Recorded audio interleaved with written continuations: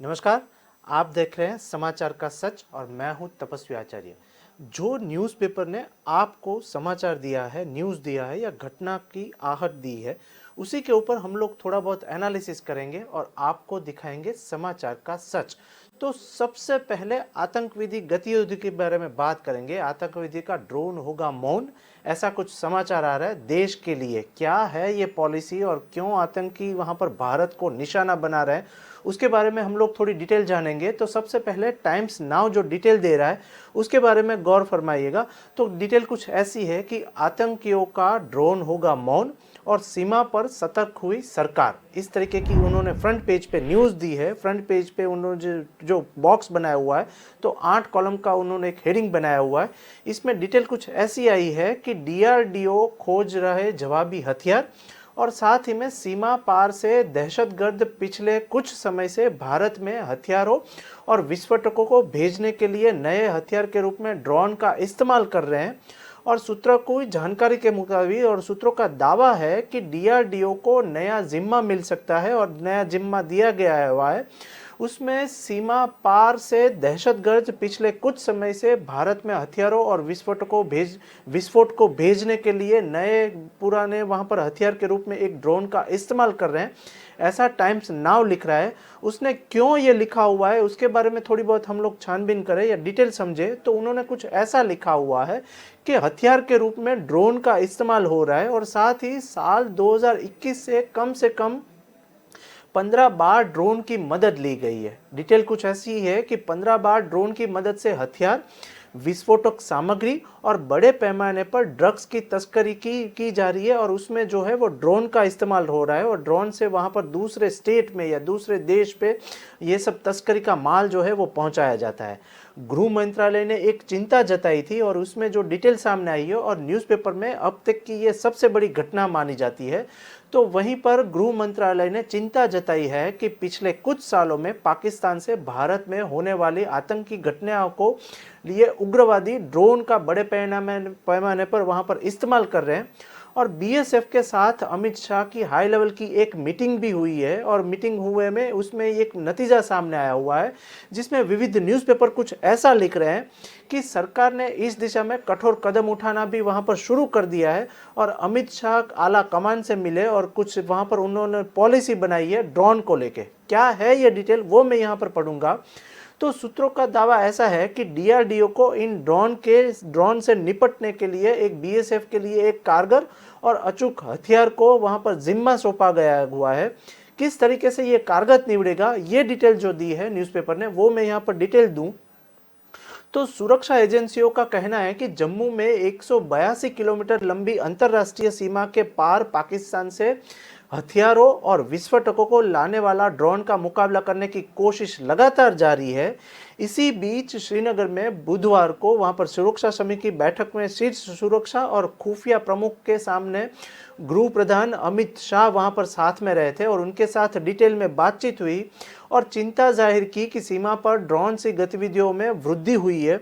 हालांकि बीएसएफ ने वो भी बताया कि हम लोग उसका कड़ा सामना कर रहे हैं और डिटेल कुछ ऐसी सामने दी कि जम्मू सेक्टर में पाकिस्तान के साथ अंतर्राष्ट्रीय सीमा की देखरेख वहां पर करता है। उन लोगों का मानना ऐसा है कि वहीं और पाकिस्तान से भी हथियार, गोला बारूद और विस्फोटक ले जाने वाला ड्रोन को वहां पर पीछा हटाने की और नाकामयाब कोशिश भी वहां पर कर रहे हैं। पाकिस्तान जो है वो ड्रोन की मदद से वहां पर काफ़ी कुछ गतिविधियां वहां पर करती रहती है और रिकॉर्डिंग भी वहां पर होता रहता है। डिटेल जो सामने वो उस तरीके की आई है कि इससे उलट राज्य पुलिस और खुफिया एजेंसी के डेटा इनका दावा है और उन्होंने दावा किया हुआ है कि सुरक्षा एजेंसियों के डेटा को वहां पर पता चलता है कि 2020 में जम्मू, सांबा, कठुआ और राजौरी में ड्रोन गतिविधि की 6 घटना में हथियार से बरामद हुए थे और इसी बीच 2020 में बरामद किए गए हथियार थे तो उसमें 7 एके सिरिंज राइफलें थी, 9 पिस्तौल वहां पर पकड़ी गई थी, 2 MP4 कार्बन वहां पर पकड़े गए थे और 5 कार्बाइन वहां पर मैगजीन जो है वो और 10 उच्च स्तरीय विस्फोटक सामग्री और ग्रेनेड वहां पर पकड़े गए थे। इसी के साथ 2021 से 15 बार घुसपैठ को वहां पर पकड़ा गया था और 2021 में सांबा में 5, जम्मू कश्मीर में 6 और राजौरी सेक्टर में 1 सहित ड्रोन की 12 गतिविधियों का पता चला था और उसको नष्ट करने की वहां पर जो इंडियन पुलिस है वहां पर कड़ी कार्यवाही करेगी। डिटेल जो दूसरी आई है कि वहाँ बरामदगी के बाद 7 ऐसे वहां पर खुफिया वहां पर पॉइंट थे, वहां पर पुलिस ने तकेदारी ली है और वहीं पर 27 पिस्तौल, 25 उच्च विस्फोटक हाथ गोले और 22 तत्कालिक विस्फोटक उपकरण वहां पर शामिल थे। और इस साल ड्रोन की गतिविधियों की 3 घटनाएं वहां पर पहले से ही हो चुकी है। इसमें टाइम्स नाउ कुछ ऐसा लिख रहा है कि जिनमें से 2 जम्मू सेक्टर में वहां पर, एक कठुआ सेक्टर में और दूसरा जो है वो बरामदगी पिस्तौल और ऐसी कुछ गतिविधियां जो है वो ड्रोन से इंडिया में लाई जाती है और उस पर अब कड़ी कार्यवाही भी होगी और उस पर नज़र भी रखेंगे। तो अब देखना ये रहेगा कि अमित शाह गृह प्रधान जो आला कमान से मिले हैं, वहाँ पर पुलिस ऑफिसर से मिले हुए, तो उसके लिए नतीजा क्या आता है और जम्मू सेक्टर में वहाँ पर आतंकवादी गतिविधियाँ होती है उसमें क्या वो कड़े नियम बनाते हैं। अब बात करते हैं दूसरे न्यूज की तरफ। अब बात करते हैं हम लोग प्रधान सेवक नरेंद्र मोदी की। तो आज का दिन कुछ खास है, आज की साल जो है वो नरेंद्र मोदी और भाजपा सरकार के लिए कुछ खास है। तो एक डिटेल जो सामने आई है वो कुछ ऐसी है। वहीं पर दिल्ली की वहाँ पर टाइम्स नाउ और उसके साथ दैनिक जागरण न्यूज़पेपर है, उन्होंने कुछ डिटेल लिखी है कि 7 अक्टूबर का आज की तारीख प्रधान नरेंद्र मोदी जो है वो प्रधान सेवक नरेंद्र मोदी के जीवन की एक महत्वपूर्ण तारीख है। 15 साल पहले आज ही के दिन उन्होंने गुजरात राज्य की बागडोर थामी थी और इन 15 सालों में साबरमती नदी का बहुत सा पानी वहां पर बह गया है। डिटेल कुछ ऐसी सामने आई है, क्यों ऐसा लिखा हुआ है और क्यों आज का दिन नरेंद्र मोदी और बीजेपी सरकार के लिए खास है, ऐसी वहां पर गुजरात समाचार ने एक डिटेल लिखी है, वो यहाँ पर एनालिसिस करे। तो डिटेल कुछ ऐसी है कि गुजरात के रास्ते से मोदी आज दिल्ली पहुंचे थे और करीब 30 साल के गठबंधन युग के बाद पहली बार देश में पूर्ण बहुमति की सरकार बनी है। डिटेल जो कुछ आई है वो इसका पूरा श्रेय प्रधान सेवक नरेंद्र मोदी को जाता है और साथ ही में 7 अक्टूबर 2001 को वहां पर पहली बार मुख्यमंत्री पद की शपथ ली थी नरेंद्र मोदी ने 7 अक्टूबर 2001 को। इसके बाद दूसरी डिटेल ये है कि भूकंप के बाद राज्य के तत्कालीन मुख्यमंत्री केशुभाई पटेल के खिलाफ काफी असंतोष भड़कने लग गया था गुजरात में। वहीं और केशुभाई को हटाने की भी बातचीत चल रही थी, तब उनके स्थान पर नरेंद्र मोदी को वहां पर बिठाया गया और 1996 में शंकर सिंह के खिलाफ बगावत के बाद गुजरात में मोदी के पुनरागमन की बात असंभव लगने लगी थी।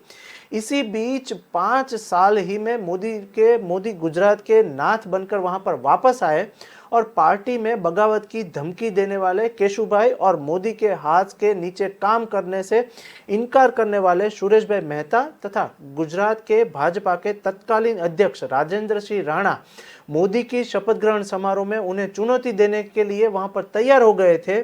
इसी दौरान अपने भाषण में मोदी ने कहा कि मैं खुशनसीब हूँ, अर्जुन हूं मैं यहाँ पर कि मुझे दो कृष्ण मिले हैं, एक केशु भाई और एक सुरेश भाई। डिटेल वो कुछ उस टाइम ऐसा बोले थे कि मैं यहाँ पर अर्जुन के दिखाए रास्तों पर काम करूंगा और मैं यहाँ पर अर्जुन इसलिए हूं कि मुझे दो कृष्ण मिले हैं, जिसका नाम की जिक्र हुई थी वो केशु भाई और सुरेश भाई की थी।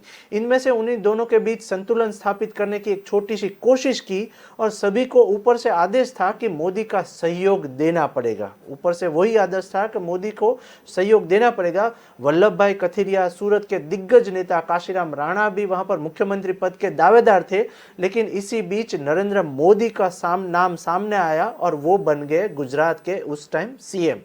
उसी के साथ सौराष्ट्र के केशुभाई का विकल्प माने जाने वाले तत्कालीन वित्त मंत्री वजुभाई वाला उनके साथ वहां पर के लिए राजकोट 2 सीट खाली कर दी थी और मोदी के लिए यह सेफ सीट थी। डिटेल जो है वो सबसे पहली सेफ सीट थी वो राजकोट की सीट थी, वहां पर वजुभाई वाला ने वहां पर उनकी सीट खाली कर दी थी और उसी बीच जहां से वो अपेक्षा से अधिक वोट से वहां पर विजय भी प्राप्त की थी। तो इस तरीके की पूरी जर्नी रही नरेंद्र मोदी, प्रधान सेवक नरेंद्र मोदी जो है उनकी जर्नी रही। तो अब बात करते हैं तीसरे न्यूज़ की ओर और सबसे बड़ी देश के लिए और इंटरनेशनल सेक्टर के लिए भी सबसे बड़ी न्यूज़ की बात करें, तीसरी न्यूज़ की बात करें तो रूस और यूक्रेन युद्ध की बात करनी है। पिछले 4 दिन से ये न्यूज़ जो है वो कांस्टेंट न्यूज़पेपर पर वायरल हो रही है। इंटरनेशनल न्यूज़ में भी यहाँ पर ये न्यूज़ सबसे बड़ी वायरल हुई है कि रूस और यूक्रेन के युद्ध की अब क्या बात होगी। वहाँ पर टाइम्स नाउ ने एक आर्टिकल लिखा हुआ है, उसके लास्ट पेज का हम जिक्र करें तो टाइम्स ऑफ इंडिया ने लास्ट पेज के ऊपर रूस और यूक्रेन के युद्ध की बात की है।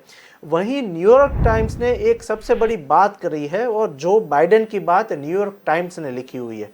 क्या लिखा हुआ है जो बाइडेन के रिलेटेड वो हम लोग यहाँ पर समझे, और क्योंकि देश के लिए भी ये अति महत्वपूर्ण समाचार माने जाते हैं, क्योंकि अभी भी युद्ध बंद होने का नाम नहीं ले रहे हैं। और जो बाइडेन क्या पॉलिसी डिजाइन की है इसके बारे में डिटेल समझे तो क्यूबा मिसाइल संकट के बाद पहली बार परमाणु आर्म्स गेट का एक सबसे बड़ा खतरा माना जाता है और बाइडेन ने वहां पर एक चेतावनी दी है। क्या चेतावनी दी है वो टाइम्स नाउ जो लिख रहा है और वो न्यूयॉर्क टाइम्स ने जो डिटेल दी है वो मैं यहाँ पर पढ़ूंगा और वो सबसे बड़ी समझने वाली न्यूज़ होगी। डिटेल कुछ ऐसी आई है कि संयुक्त राज्य अमेरिका की आसान सीमा के भीतर क्यूबा में वहाँ पर सोवियत संघ द्वारा मिसाइलों की तैनाती के कारण परमाणु गतिरोध का वहाँ पर उल्लेख करते हुए जो बाइडेन ने एक धमकी दी है और जो बाइडेन ने कहा है कि क्यूबा मिसाइल संकट के बाद पहली बार हमें परमाणु हथियार का उपयोग सीधा खतरा दिख रहा है। वहां पर उनको खतरा दिख रहा है और हथियारों के उपयोग का सीधा खतरा है। उसके बीच जो बाइडेन ने जो डिटेल दी है और उन्होंने वहां पर संबोधन करते हुए जो बोला हुआ है वो कुछ ऐसा बोले कि अमेरिकी राष्ट्रपति रूस के और यूक्रेन के बीच जारी युद्ध के बीच पहली बार परमाणु आर्म्स ग्रेडेड खतरे की चेतावनी दे रहे हैं।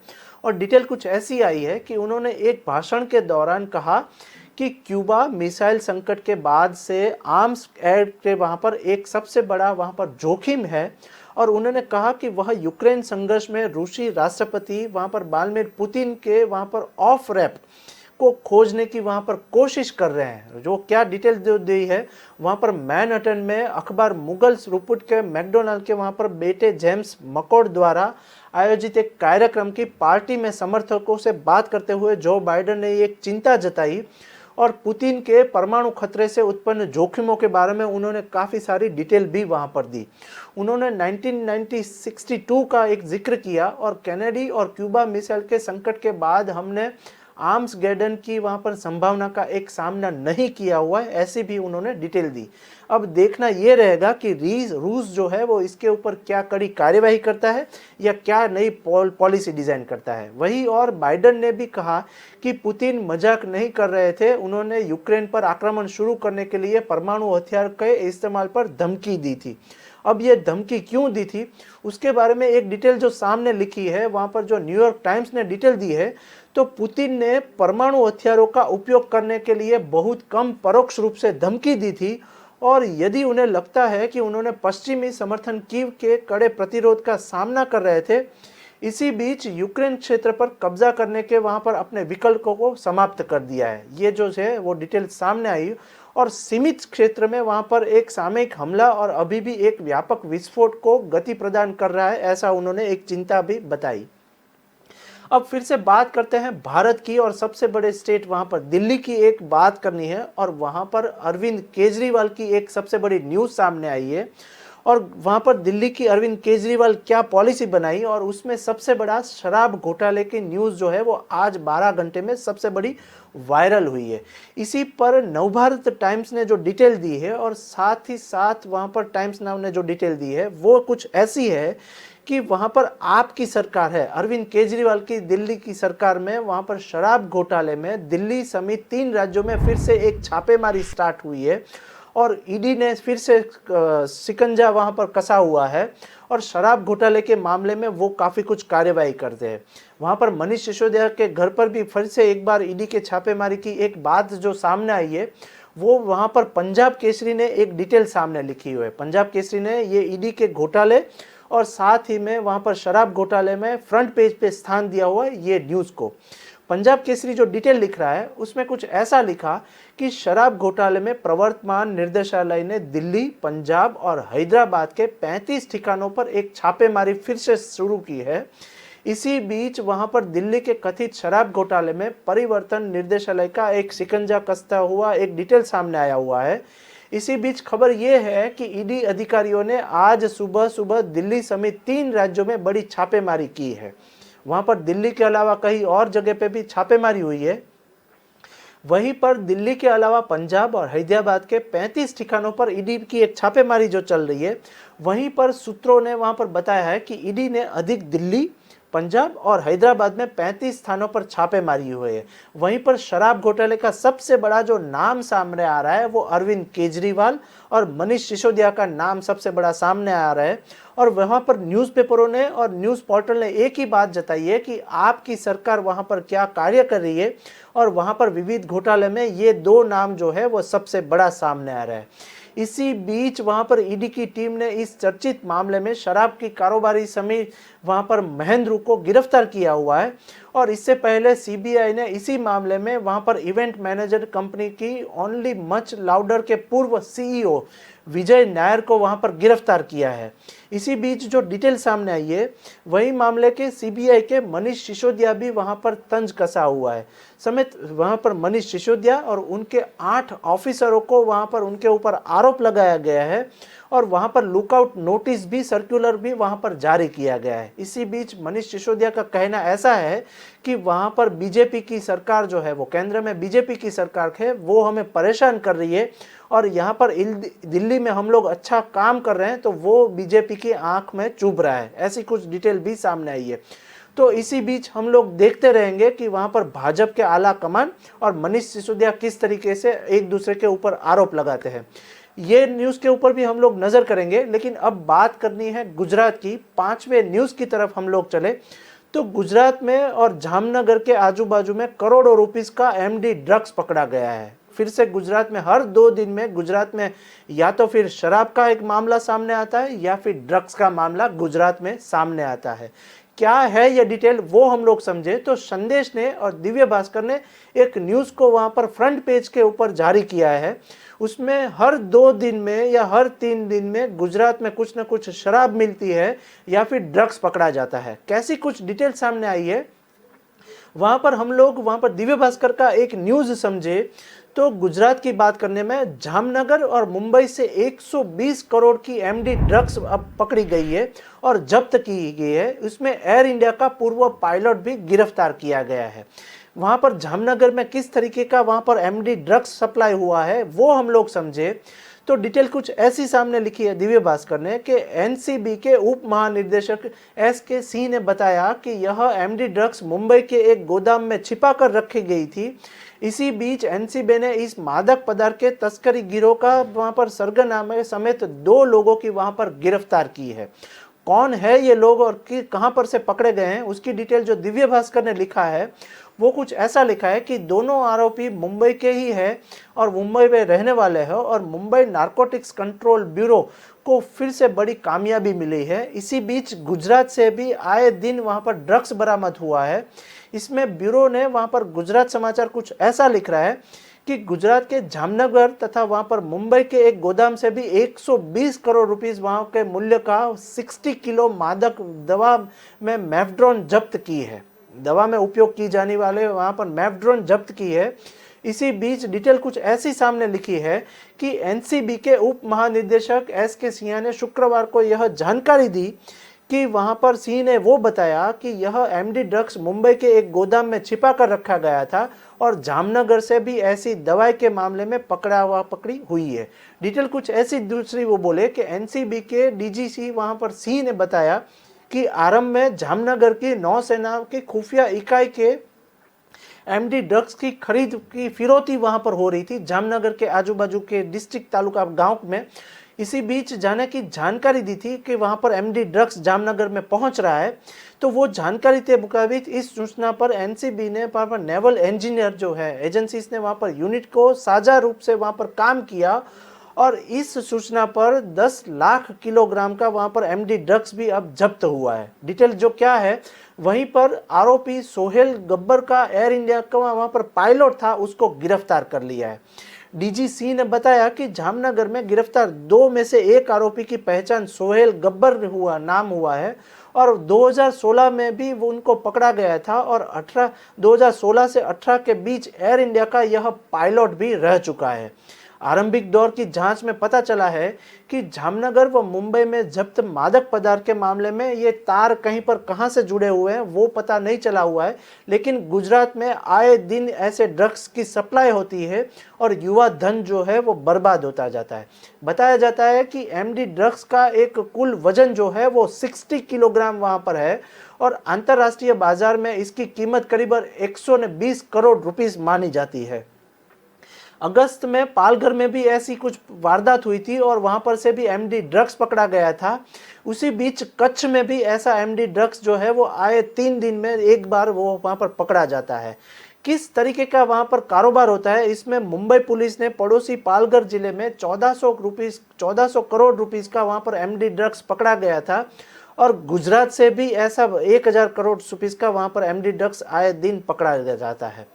इसी बीच अब देखना यह रहेगा कि गुजरात की पुलिस और गुजरात में भाजपा सरकार है वो कार्यवाही करती है, क्या कार्यवाही करती है, क्योंकि वहां पर गांधी का गुजरात माना जाता है, गुजरात में दारूबंदी है, इसी बीच वहां पर ड्रग्स आए दिन 2 दिन में पकड़ा जाता है। तो भूपेंद्र भाई की सरकार, अभी जो डबल इंजन की सरकार बोलते हैं लोग, वो क्या कार्यवाही करते हैं।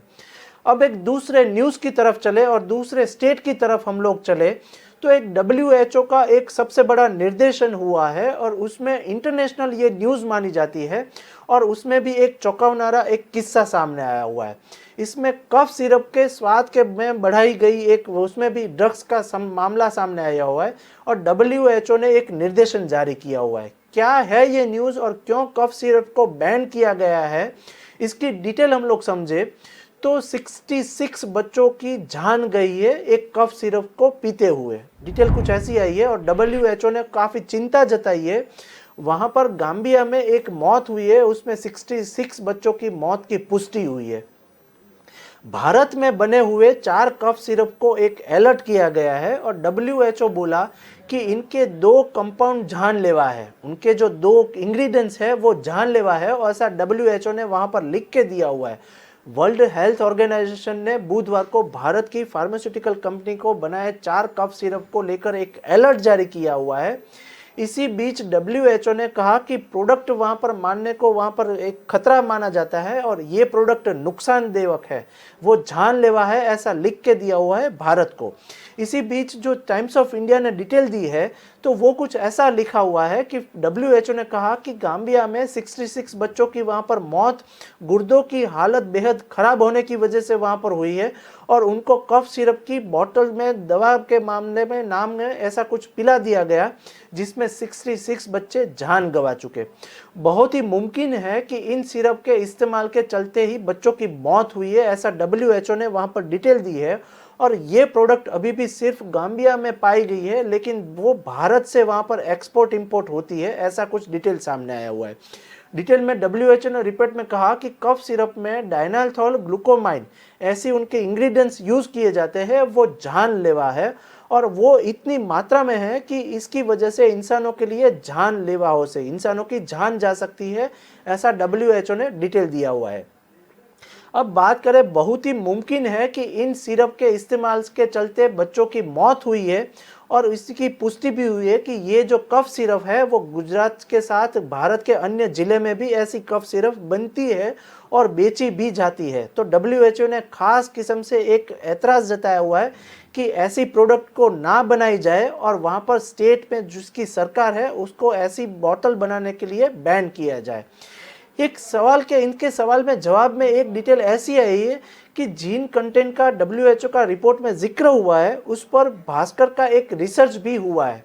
उसमें दैनिक भास्कर और दिव्य भास्कर ने एक डिटेल दी है कि कंपनी की बंद की है एक वेबसाइट। उन्होंने जो डिटेल जो दी है कि जिस कंपनी ने ऐसी दवाई बनाई है उनकी वेबसाइट भी बैंड हो गई है और बंद हो गई है। क्या है यह डिटेल, तो ऐसी कुछ डिटेल ले तो एक अलर्ट जारी होने के बाद तुरंत भास्कर ने एक इन्वेस्टिगेशन किया था। तो मेडिकल एक्सपर्ट और अधिकारियों से बातचीत की है कि पता चला है कि जिस कंपनी ने सिरप पर सवाल हुआ है उसी वेबसाइट को उन्होंने बंद कर दिया है ताकि लोगों को ज़्यादा से ज़्यादा जानकारी मिल सके, लेकिन वहाँ पर वो वेबसाइट बंद हो चुकी है और जीप वहाँ पर कंपाउंड जिक्र के ज़्यादा से ज़्यादा बढ़ाता है। डिटेल कुछ ऐसी आई है कि शिशु एवं बाल रोग के वहाँ पर विशेषज्ञ डॉक्टर विवेक शर्मा ने एक डिटेल दी है कि ये जो दवाई बनाई जाती है वो काफ़ी जानलेवा है और इस दवा से वहाँ पर फेफड़ों में काफ़ी सारी तकलीफ होती है, तो ऐसी दवाओं को बैन कर देना चाहिए। अब एक बात करें 7वें न्यूज़ की तरफ, हम लोग हिमाचल प्रदेश की बात करें तो हिमाचल प्रदेश में भी एक सबसे बड़ा भाजपा और वहाँ पर आमने सामने आ गए कांग्रेस। तो सियासी मसले के बारे में बात करें, क्योंकि हिमाचल प्रदेश में भी आए दिन वहाँ पर अभी इलेक्शन का माहौल चल रहा है, तो बात करते हैं हिमाचल प्रदेश की। वहाँ पर नवभारत टाइम्स ने एक फ्रंट पेज के ऊपर डिटेल दी है। वो डिटेल कुछ ऐसे लिखी है कि हिमाचल में भाजपा के आक्रामक तेवर और कांग्रेस परेशान मोड़ पे, ऐसी कुछ वहाँ पर हेडिंग दिया हुआ है वहाँ पर नवभारत टाइम्स ने। क्या लिखा हुआ है नवभारत टाइम्स ने वो हम लोग समझे तो वहाँ पर हिमाचल प्रदेश में भाजपा के आक्रामक तेवर हो गए हैं और वहाँ पर कांग्रेस अभी परेशानी पे चल रही है। डिटेल कुछ ऐसी सामने आई है कि कमज़ोर सीटों पर अभी विशेष फोकस रहेगा कांग्रेस का और भाजपा का। डिटेल समझे हम लोग हिमाचल प्रदेश की, तो हिमाचल प्रदेश विधानसभा चुनाव को देखते हुए भाजपा अब ज़्यादा आक्रामक हो चुकी है और हिमाचल प्रदेश में अभी पिछली बार दशक से चले आ रहे सत्ता परिवर्तन के मिथ्ये वहाँ पर तोड़ने के लिए भाजपा के एक ऑपरेशन लोटस चल रहा है। क्या है ये ऑपरेशन लोटस, उसके बारे में जो नवभारत टाइम्स ने एक डिटेल लिखी है वो हम लोग समझे तो इसके तहत कांग्रेस से सबसे बड़े नेता और मौजूदा विधायकों को तोड़ने का एक प्रयास हो रहा है। हिमाचल प्रदेश में कांग्रेस के सबसे बड़े नेता को तोड़ने के प्रयास कर रहे हैं।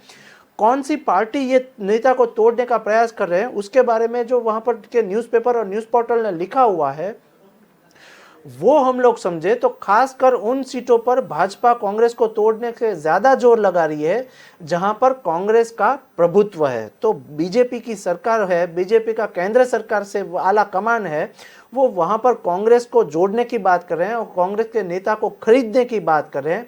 जहां पर बीजेपी कमजोर है वहां पर उन लोगों को रख के वहां पर इलेक्शन जीतने की कार्यवाही कर रही है। इसी बीच उधर भाजपा से पहले ही साफ कर चुके हैं कि खराब परफॉर्मेंस वाले विधायकों का टिकट मिलना मुश्किल है और टिकट वहां पर से कटेगा।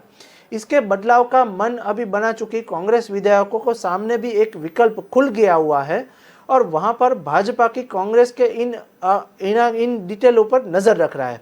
डिटेल कुछ ऐसी सामने आई है कि भारतीय जनता पार्टी हिमाचल में कई क्षेत्रों पर वहां पर दौरा कर रही है और विशेष फोकस भी वहां पर हिमाचल प्रदेश में रख रहे हैं। इसी बीच अभी थोड़े दिन पहले ही अमित शाह वहां पर हिमाचल प्रदेश के दौरे पर गए थे।